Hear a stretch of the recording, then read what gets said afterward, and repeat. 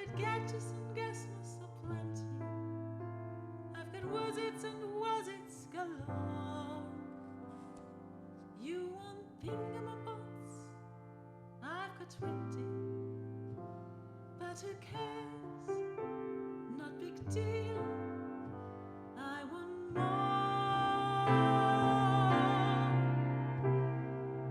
I wanna be where the people are.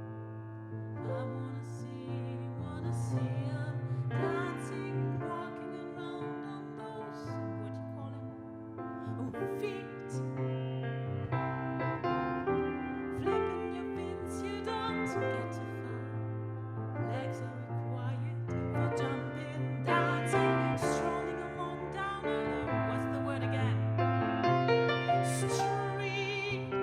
Up where they walk, up where they run, up where they stay all day in the sun, wandering free.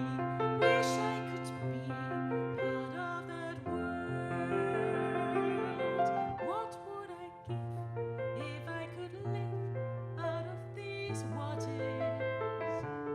What would I pay to spend a day warm on the sand? Better on land, they understand that they don't reprimand their daughters. Bright young women, sick of swimming, ready to stand, ready to know what their people know. Asking my questions and get some answer. What's a fire and why does it, what's the word? Burn. When it's my turn, wouldn't I love to explore that shore above?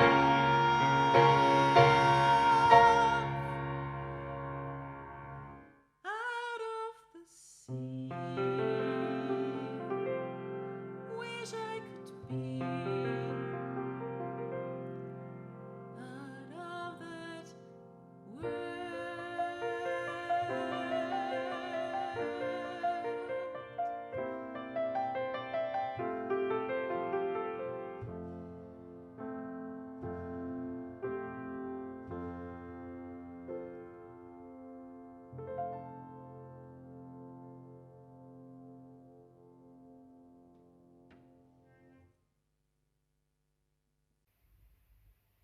Peter Pan by J.M. Barrie. Mrs. Darling first heard of Peter when she was tidying up her children's minds. It is the nightly custom of every good mother, after her children are asleep, to rummage in their minds and put things straight for the next morning, repacking into their proper places the many articles that have wandered during the day. If you could keep awake, but of course you can't, you would see your own mother doing this, and you would find it very interesting to watch her.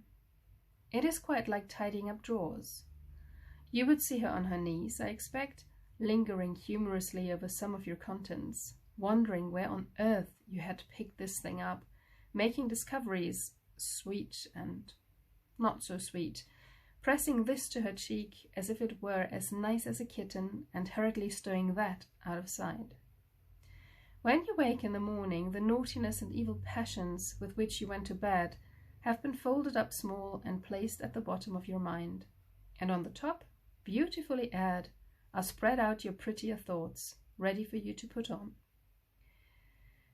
I don't know whether you have ever seen a map of a person's mind.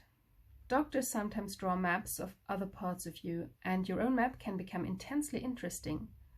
But catch them trying to draw a map of a child's mind, which is not only confused, but keeps going round all the time. There are zigzag lines on it, just like your temperature on a card. And these are probably roads in the island, for the Neverland is always more or less an island, with astonishing splashes of colour here and there, and coral reefs and rakish-looking craft in the offing, and savages and lonely lairs and gnomes, who are mostly tailors, and caves through which a river runs, and princes with 6 elder brothers, and a hut fast going to decay, and one very small old lady with a hooked nose. It would be an easy map if it were all that and nothing more, but there is also first day at school, religion, fathers, the round pond, needlework, murders and hangings, verbs that take the dative, chocolate pudding day, getting into braces, say 99, 3p for pulling out your tooth yourself, and so on. And either these are part of the island, or they are on another map showing through, and it is all rather confusing, especially as nothing will stand still. Occasionally in her travels through her children's minds, Mrs. Darling found things she could not understand, and of these quite the most perplexing was the word Peter. She knew of no Peter, and yet he was here and there in John's and Michael's minds, while Wendy's began to be scrawled all over with him. The name stood out in bolder letters than any other word, and as Mrs. Darling gazed, she felt that it had an oddly cocky appearance. Yes, he is rather cocky, Wendy admitted with regret. Her mother had been questioning her. But who is he, my pet? He is Peter Pan, you know, Mother. At first Mrs. Darling did not know, but after thinking back into her childhood she remembered a Peter Pan who was said to live with the fairies.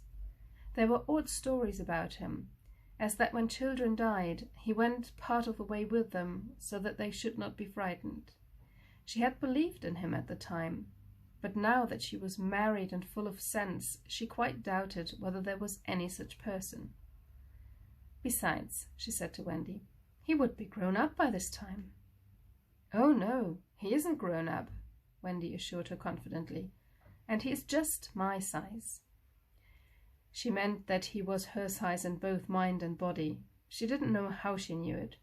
She just knew it.